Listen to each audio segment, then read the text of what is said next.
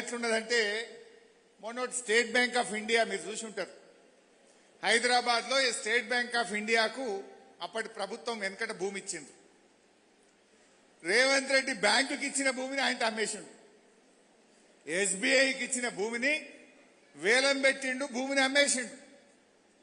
అమ్మేస్తే పాపం మా కోర్టుకు పోయిండు. స్టేట్ బ్యాంక్ ఆఫ్ ఇండియా వాడు కోర్టుకు పోయి ఇది మాకు వెనకట భూమి ఇచ్చిండ్రు, ఇది కూడా ఫ్రీగా ఇయ్యలే, మేం దాదాపు 20 కోట్ల రూపాయలు పెట్టి భూమి కొనుక్కున్నాం, ఈ భూమి మా పొజిషన్లో ఉన్నది, పైసలు పెట్టుకున్న మా భూమి రేవంత్ రెడ్డి ఎట్లా అమ్ముకుంటాడు అని హైకోర్టుకు పోయింది.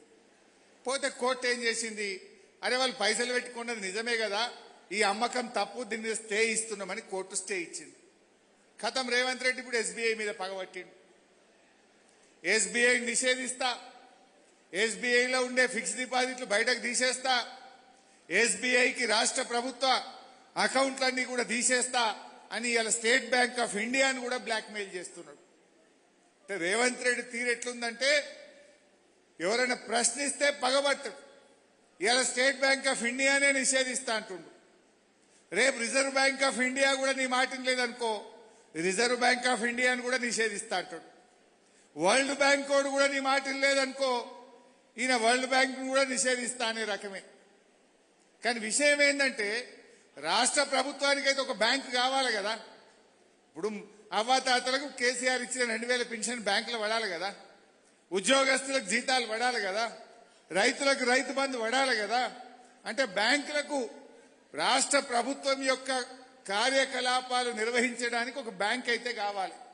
నువ్వు మరి స్టేట్ బ్యాంక్ ఆఫ్ ఇండియా నిషేధిస్తా, ఎవడు నీకు వ్యతిరేకంగా మాట్లాడితే ఆ బ్యాంకునే తీసేస్తా అంటే మరి ఏం చేస్తాడు? నాకు డౌటు, కొత్తగా ఏమైనా కొండలరెడ్డి బ్యాంక్ అని గిట్ట పెడతాడో ఏమో. పెట్టినా పెడతాడు, మస్తు జమ అయినాయి పైసలు. ఎనుముల కొండలరెడ్డి బ్యాంక్ అని పెట్టినా పెడతాడు రేపు. ఈ రకంగా ఇవాళ రేవంత్ రెడ్డి పరిస్థితి ఎట్లుందంటే ఎవడన్నా ప్రశ్నిస్తే వాడిని శత్రువుగా చూస్తూ ఉంటాడు, ఎవడన్నా విమర్శిస్తే వాడిని కుట్రదారుడు అని ముద్రేస్తాడు, ఎవరన్నా కొంతమంది ఈయన చుట్టూ ఉండే చెంచాలు పొగుడితే వాడిని మేధావంటాడు. ఈ రకంగా ఇవాళ రేవంత్